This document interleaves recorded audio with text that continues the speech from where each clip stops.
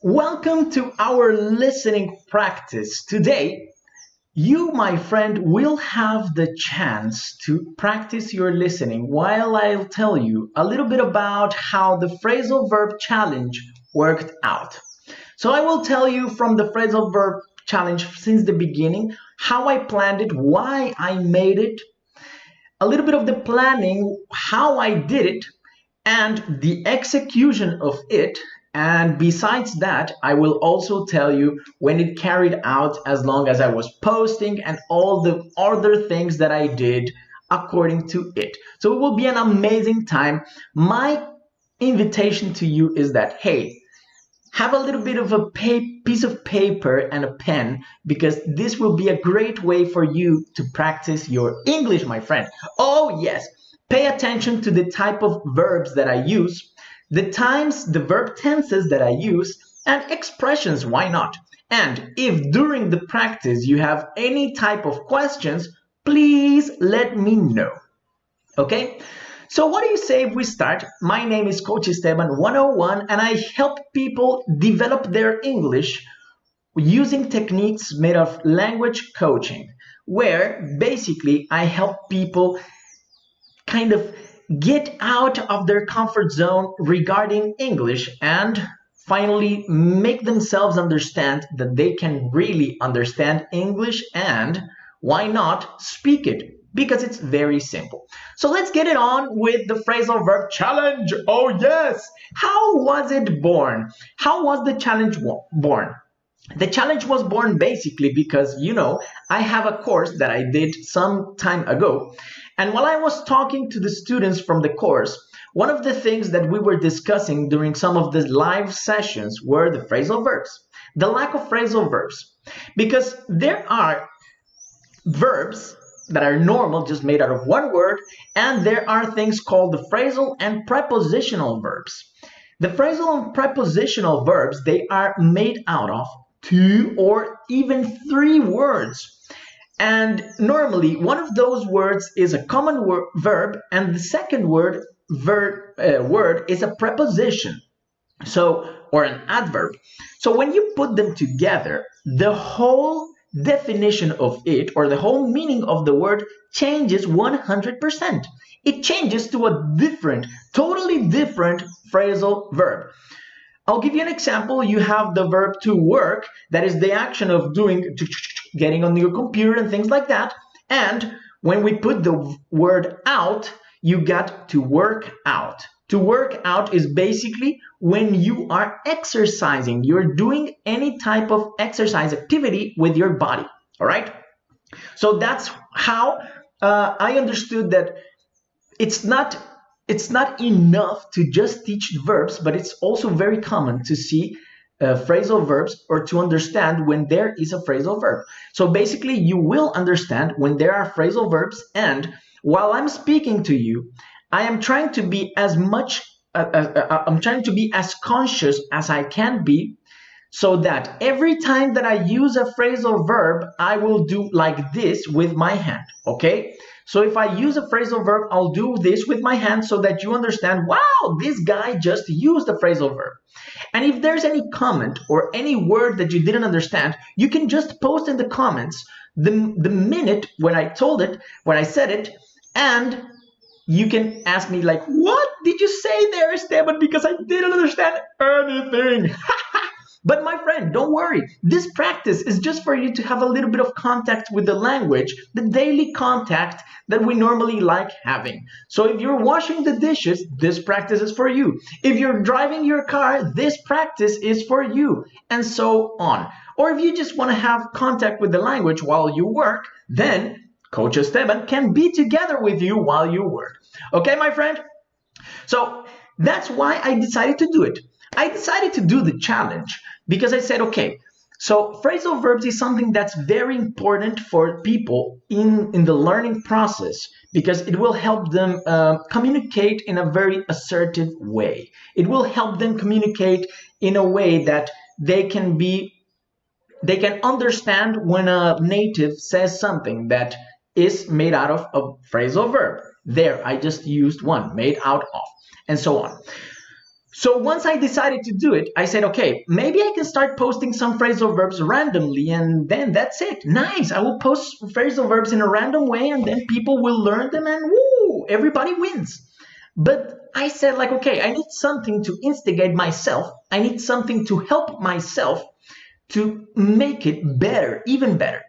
So I remembered one of the challenges that I did last year, in the beginning of the year, where it was a challenge of 50 days and 50 English tips, where I gave tips in different languages, in Spanish, Portuguese, and English.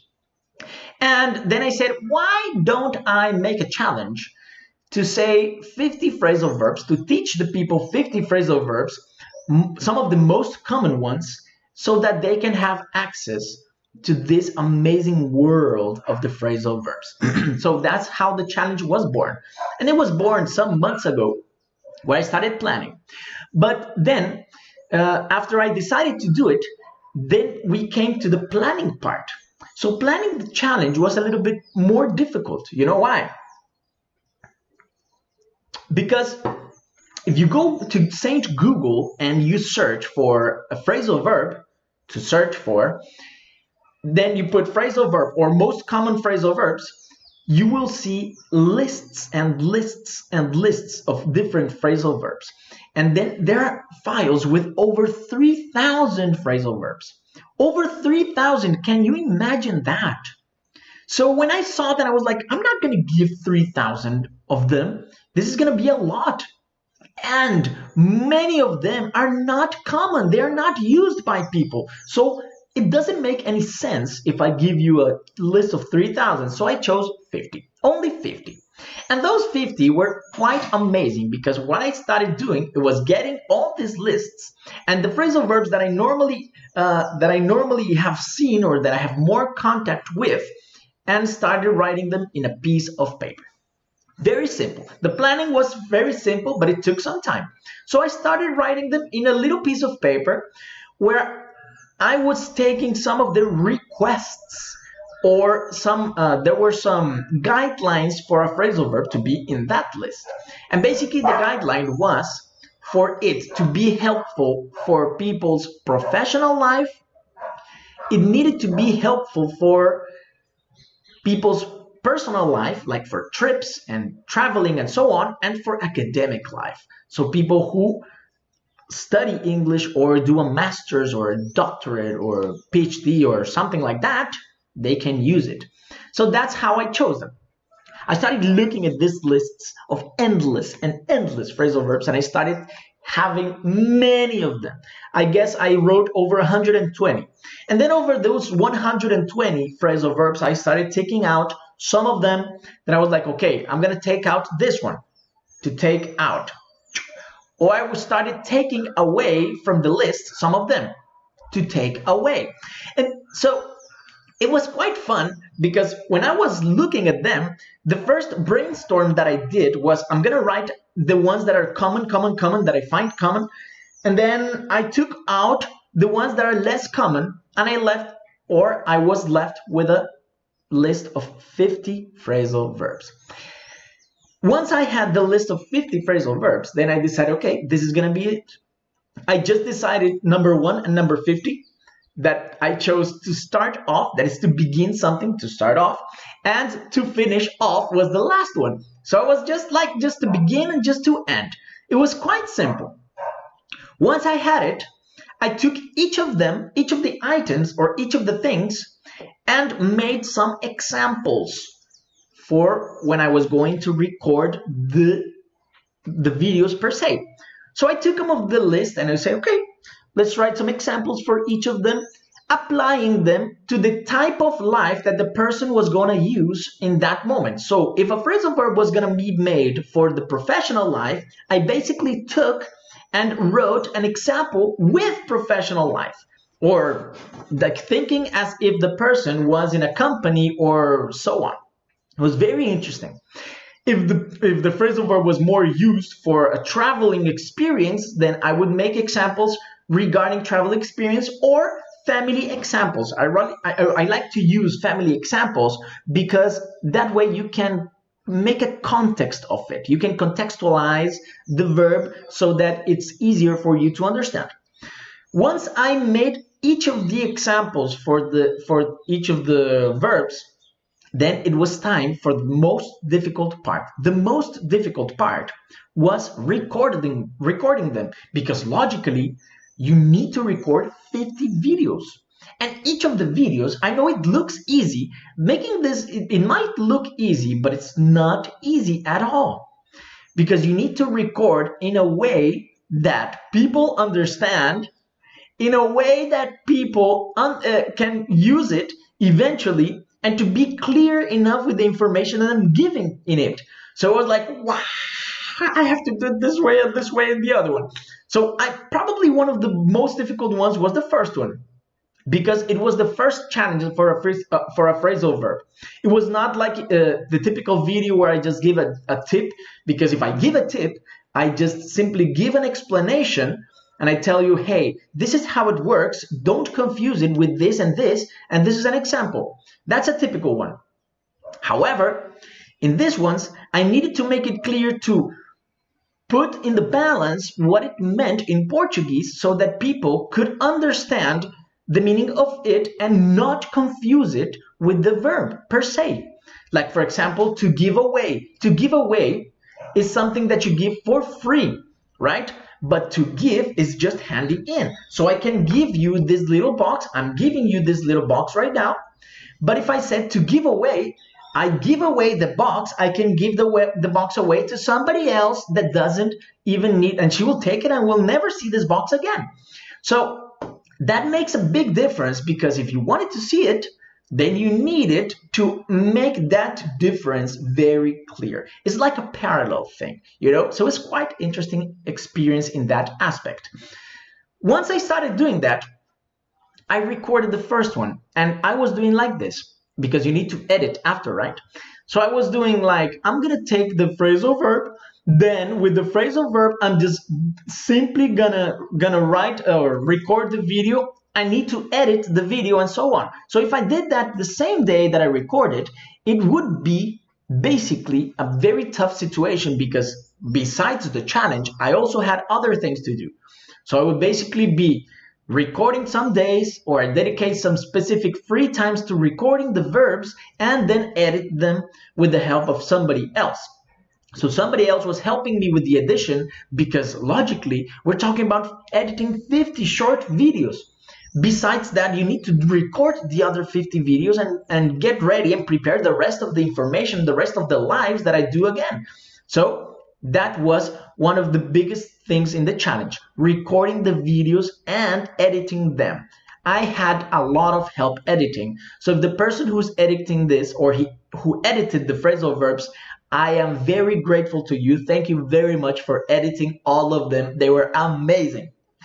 But let's make a pause, because remember, we are making our listening practice. So this listening practice is made for you is made for you to have contact with the language, and just to pay attention to the type of words that I'm using, so that you understand how spoken English sounds, all right, in a context. I'm doing this as a free talk. There's no script. I'm just talking over here. So you're talking as if you were talking to a native right now. All right, my friend? Any word you don't understand, remember, you can put it here in the comments, and I will tell you what word did I use. Okay, so let's carry on. Ooh, to carry on. To carry on means to continue. So carrying on, once I recorded it, so I would take some specific days, like for example, the day that I'm recording this live, it's a day that I have my whole morning free. And when I had the mornings free, I would take like 6, 7, or 8 shirts, and I would just change my shirt and go record the video in a different location. It's kind of fun, because you take off the shirt and it's like being an actor, you know? Because you take off your shirt and then you go, okay, let's record here. What are we gonna record? But each of the phrasal verbs, I had to do like 2 or 3 takes. 2 or 3 takes. So the takes are basically what? Every time car passing by. It's alive, man. Okay, so the takes are what? every time that I was recording and I made a mistake, I would have to start all over again the video. Why? I don't like editing those short videos. So I'd say, I'm gonna do it in one take. So I would have to do this 2 or 3 times with each phrasal verb. So imagine, if I was gonna take one morning to record 8 phrasal verbs, then I would record close to 24 videos, and then it comes like, push. Think of that. Think of recording 24 videos, changing shirts, getting everything ready, having the background, everything beautiful. It's an activity that takes time, you know? After that, quite is interesting because each of the phrasal verbs, I would send the video to the person who edits them, and that person is in the process of learning the language. So sometimes we had this problem with the first 2 videos. Not the problem, but it was a situation that we noticed. It was that she would ask me all the time, like, what does it say that in that sentence? What did you say in the example? Is it well written? And so on.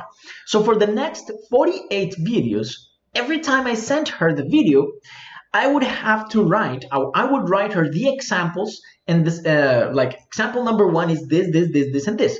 So if I'm saying the phrasal verb to start off, and I said, I'm going to start off this challenge by telling you hello, I would write the whole sentence. I'm going to start off this challenge by telling you hello, and so on. Start off.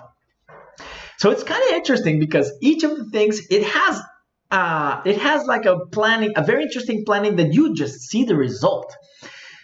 When we had them, we started like 10 days before the challenge, so I started recording them. Approximately 5 days before the challenge, I would have like 15 or 16 phrasal verbs already recorded, so it was the time to post them. One thing is recording, another thing is to make the examples and put the subtitles and all the imagery and everything in a beautiful way, and later we needed to post them. So she would send me the phrasal verbs already edited, and I would start planning all the recordings or posts that we would do to put them live for you guys to watch and logically learn that new phrasal verb. So for me to do that, I would take the video and I would access one of the tools from Facebook that is called the Creator Studio, where I can basically program the posts. When I programmed each of the posts, then you have another set of things that you need to do. In that case, I would need to write a whole caption for it, and the caption needs to be attractive for the person wanting to do that or to look at the phrasal verb or to learn it. And I would need to put something called hashtags. You are very familiarized with the hashtags in Instagram and Facebook. It's the way that you can throw your content or express your content or show your content to other people who have the same type of interests. And that was also part of the job. So once I did that, I would choose the best time of the day to post it, and then I would schedule it. So then you schedule the phrasal verb. This went on for 50 days. Went on. Phrasal verb, to go on. To go on is to continue, and so on. It's the same manner to carry on. Haha, did you see that? So it's important to know these types of things or these types of phrasal verbs because you will have access to a whole different type of information that you own. So once I posted each of the phrasal verbs, then it was time just to be checking how people were reacting to it and reminding people that I was posting or doing the challenge. So what I would basically do is take the phrasal verb or the post that I had done, and I would put something in my stories like a quiz or a reminder or another example or another way to say the phrasal verb so that the person would say like, okay, yes, this is a way I can use it. And finally, that was the 50 days that we did. I finished the challenge like 2 weeks ago, and it's kind of funny because the day I finished the challenge, the day I posted phrasal verb number 50, the next day, and this is a coincidence, a very nice coincidence, I think, the very next day after posting it, I was gonna make my live or free class number 50. So it was number 50, and the day before I would have finished my 50 days and 50 phrasal verbs challenge. So this was not I didn't do this on purpose, right? To do on purpose is also, it qualifies as a phrasal verb. It's kind of interesting. So when we finished, it was the moment where we would have to check like how it went. But that's a whole different story that I'll maybe tell you in a further experience and so on. Let's pause over here and remember, you are doing a listening practice. So right now, think of the activity that you're doing right now and take some of the 30 seconds, 1 minute to pay close attention to the words that I'm using so that you understand how I say the words and how people speak the words in English, and you start grasping or getting all this new information that will help you eventually. All right? Remember, a big part of speaking English is knowing how English sounds. And knowing how English sounds is having contact with the language all the time. And this is what you are doing here, my friend, with your listening practice. Oh, yeah. So after I finished the challenge, I started telling people, like, what is the intention for you? What can you do with this challenge? It's basically, you filter the phrasal verbs that I put there, the 50. You don't need to learn the 50 of them. You just need to filter which of them is important for you to apply in your personal, professional, or academic life, and you create your own examples. So one of the biggest things here is that I made the whole challenge, but looking forward to you creating your own examples to contextualize each of them to your real life and to your reality. Because it's not worth it if I just give you the examples that I want to give you, that are important for me to give you, and you don't do your own. Because that way you will not memorize that phrasal verb, or your memory, your neurons, your brain will not have anything to link that information. So we talked about basically the pre-challenge, where I told you how or why was it born. It was born out of necessity from my coachees and from the people around me. Number 2, we talked about the pre-challenge, in this case of planning, where I took a long list of phrasal verbs, more than 3,000. I brought it up to 120 approximately, and then I funneled it to make it 50 at least. Then we started recording, editing, and giving the examples for that. And finally, we posted them so that you, my friend, can have access to them all the time here in my profile, and you can see like, ooh, look at this phrasal verb. This is gonna be useful for me, and so on.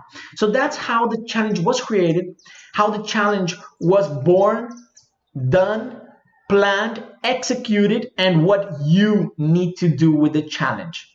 I hope that this, my friend, is very useful information for you, because besides practicing your listening and hearing some of the words, some of the expressions, verbs, time tenses, and so on, you will be able to practice the phrasal verbs from the challenge as well. Okay, my friend, if you have any comments, just let me know if you liked the video. Thank you for watching. And as I would normally say, that's it for today. It's Coach Esteban 101 speaking over here, and bye.